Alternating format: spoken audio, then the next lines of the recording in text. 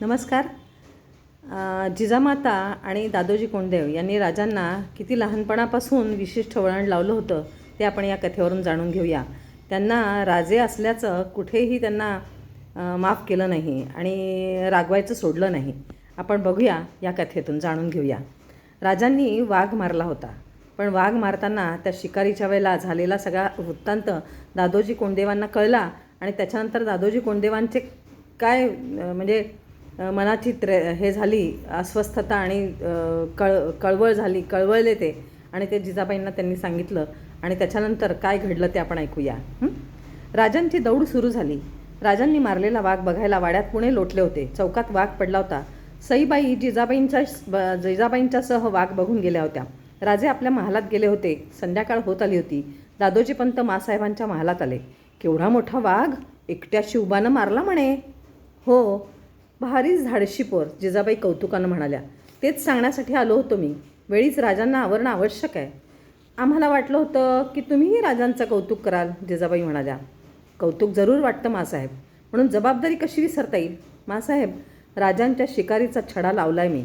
राजे रोहिडेश्वरी देवदर्शनाला जातो म्हणून सांगून गेले होते, त्यामुळं मी परवानगी दिली. बरोबर शिकार हवालदार नसता आम्ही शिकारीला परवानगी दिली नसती. गैरसमज होतोय पंत. आम्ही सुद्धा चौकशी केली. मारलेल्या गायीमुळे गाव कष्टी झालं होतं. ते पाहून राजांचं मन कळवळलं. वाघाची शिकार करून प्रजेला संकटमुक्त केलं, याचा आमच्याप्रमाणेच तुम्हालाही अभिमान वाटायला हवा. का वाटणार नाही? राजांच्या शिकारीच्या धाडसाचा जरूर मला अभिमान आहे. काय म्हणायचं काय तुम्हाला, न समजून जिजाबाईंनी विचारले.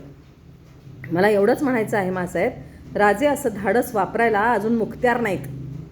कारण कारण विचारता मासाहेब. राजांनी वाघावर गोळी चालवली. वाघ जखमी झाला. भाला घेऊन ते पुढे सरसावले. मासाहेब, जरा डोळ्यांपुढे प्रसंग आणा. वाघ कच्चा जखमी असता त्यानं झेप घेतली असती. राजांच्या छातीवर आपले पंजे रोवून. पंत, मासाहेब ओरडल्या. घामाने चेहरा भरून गेला होता. नाईलाजानं बोलावं लागतं मासाहेब. कोवळं वय, वेडं धाडस. शिकारीची वार्ता ऐकता सारं शरीर गलितगात्र झालं. उठायचं बळ पायात राहिलं नाही मासाहेब. जीवनात आलेला आनंद, दुःख माणूस सहन करतोच. तुम्हीही सहन केलं असतं, पण आमची काय वाट. एका राजांच्या जीवावर मासाहेब आज हजारो घास खातायत. लाखांचा पोशिंदा असा वारेमोल सोडून कसा चालेल. दादोजींना बोलवे ना. त्यांनी डोळे टिपले. ते म्हणाले, मासाहेब, हे तुम्हीच राजांना सांगू शकाल. वेळीच जरब बसली नाही तर पुढं काही उपयोग होत नाही. यावर निर्णय आपला. पंत थकल्या पावली निघून गेले. मासाहेबांच्या समोर पंत एवढे कधी बोलले नव्हते. दादोजींनी सांगितले त्यात काही खोटे नव्हते. मासाहेबांचा राग उफाळला. त्याच संतापानं त्या राजांच्या महाली गेल्या. मासाहेबांना आत आलेल्या पाहताच शिवाजीराजे उभे राहिले.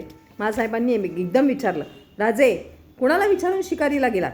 मासाहेब, आम्ही त्या भाकड कथा बाहेरच ऐकल्यात मी. त्या नका सांगू.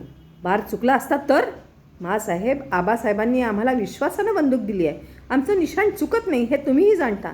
आम्हाला माहिती आहे ते पंत सांगणार आणि तुम्ही शिवबा. मासाहेबांचा आवाज करडा बनला. कुणाबद्दल हे बोलता? क्षमा मागा. राजांनी आवंडा घ्यायला. ते म्हणाले, पण आमचं. क्षमा मागितल्याखेरीज एक शब्दही बोलू नका. राजांच्या डोळ्यात पाणी तरळले. ते कसेबसे म्हणाले, आम्ही चुकलो, क्षमा करा. दादोजींची जाऊन क्षमा मागा. त्यांना हे वचन द्या. जशी आज्ञा. संतापाने फुललेले, डोळ्यात पाणी घेऊन उभे असलेले ते शिवाजीराजांचं रूप पाहून मासाहेबांचं मन कळवळलं. त्यांनी राजांना मिठीत घेतले, पण मिठीतून बाहेर पडून राजे जाऊ लागले. कुठं निघालात? मागे न पाहता राजे म्हणाले, पंतांच्याकडे. पंत आपल्या खोलीत बसले होते. राजांना पाहताच ते म्हणाले, राजे.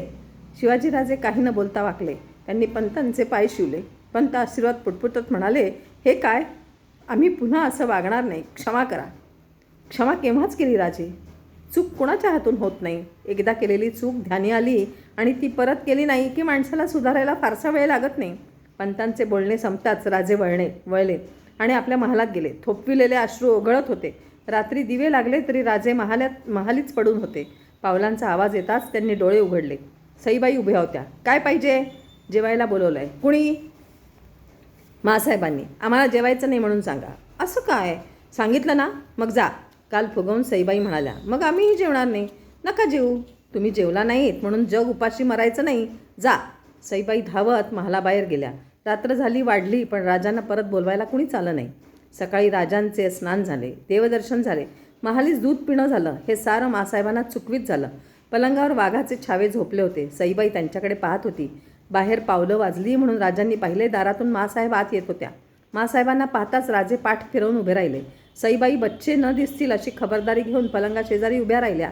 राजांच्या कानावर शब्द आले. राजे, आईला पाहून केव्हापासून पाठ फिरवू लागलात? आम्हाला पाहून एवढे कष्ट होत असतील तर आम्ही जातो. आपल्याला आजही भूक नसेल तर तसं कळवा. आमचं जेवण आजही बंद ठेवू. तेच विचारायला आम्ही आलो होतो. मासाहेब जेवल्या नाहीत. त्यांना उपास घडला.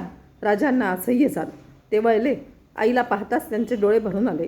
एकदम ते मासाहेबांच्या मिठीत धावले. मासाहेब म्हणाल्या, राजे, पुसा ते डोळे. राजांनी डोळे ओले करायचे नसतात. बायकोसमोर तर मुळीच नाही.